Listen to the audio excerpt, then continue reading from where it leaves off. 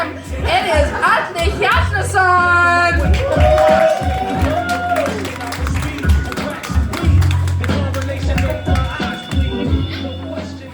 I think I've had enough. Just gotta get the jitters out of my, It's the first occasion ever that any family member of mine dares come and see me do my thing. So I got my dad and my sister sitting on the front row. Thank you. They deserve the applause because I figured, you know what would be funny? You know what would be funny? I think this would be a great occasion to do that bit about when you tried being a gay gigolo. And because the thing is, I am a lot of things. I'm a chef, I'm a bit of a drunk, I'm a bit of a disappointment, I'm guessing. But what I am first and foremost is I am an opportunistic pervert with no sense of shame. Which is a great thing to be in this day and age. You can get yourself into a lot of fun adventures by being an opportunistic pervert. And the thing is, this whole thing started, it didn't come out of nowhere. The thing, I was broke and I really, I was not going through a great time in my life. I really, So I went to visit a friend, and she's gorgeous, and she is what we would call a person of negotiable affections. Loose morals, a little bit. And I come into her apartment, and she's sitting on this gorgeous new couch in front of a huge new TV. And I'm thinking, you're a broke ass just like me. How the fuck did this happen?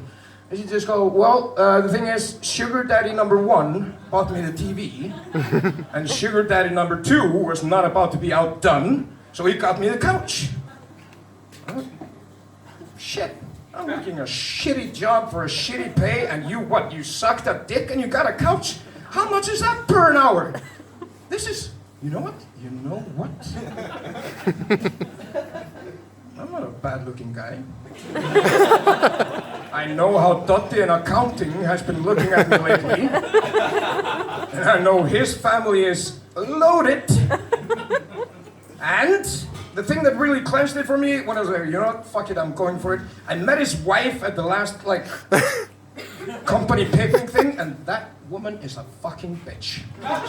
So, the vindictiveness of the whole fucking thing, I was like, you know what, I'm gonna fucking do this, it's gonna be great.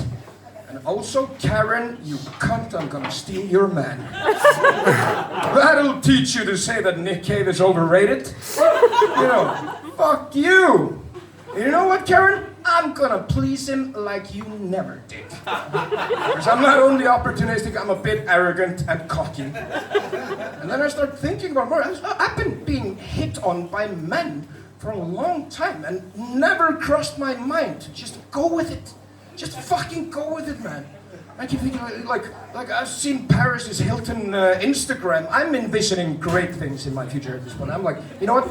I'm just start with Dottie and get me a couch. But his dad, he's really loaded, so he's gonna be. I'm just envisioning this beautiful new future of mine, my new career as a boy toy to the rich and famous. Because I'm a bit impulsive and I tend to take things a bit far in my head, get a little bit lost.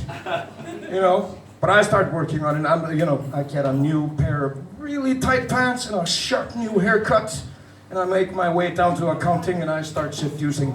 And the worst part of the whole fucking thing was I was nailing it. I've never been really good with women, but with Dottie, I had him eating out of the palm of my hand. He couldn't get enough. He's complimenting me, he's all lovely hair. Girls, you really should do more of this. We enjoy it just as much. No woman had ever complimented me so much as Dottie did. He made me feel like the prince that I know I really am. Just really felt great. But the thing is, it sounds like amazing times, right? Yeah, it's amazing. Having so much fun, and in the end it's like, you have to clinch the deal. You need that fucking couch, you got a party coming up, and people have nowhere to sit in my shitty little apartment. So, of course, I may be a pervert, but I ain't easy, So I have him, he wines me, he dines me, he has the suite at the Hilton. We are going to rock this city, And I'm so cocky, I'm just like, no one has ever had a better blowjob than the one I'm going to give you. I am gonna earn that fucking couch and then some. You know? So we get down to the deal. I lean down, I shove that dick down my throat.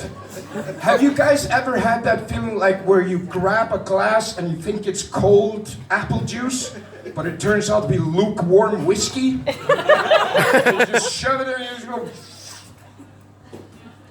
That's kind of what happened to me there. I had this sudden realization that I forgot to factor in one thing about this beautiful little plan of mine.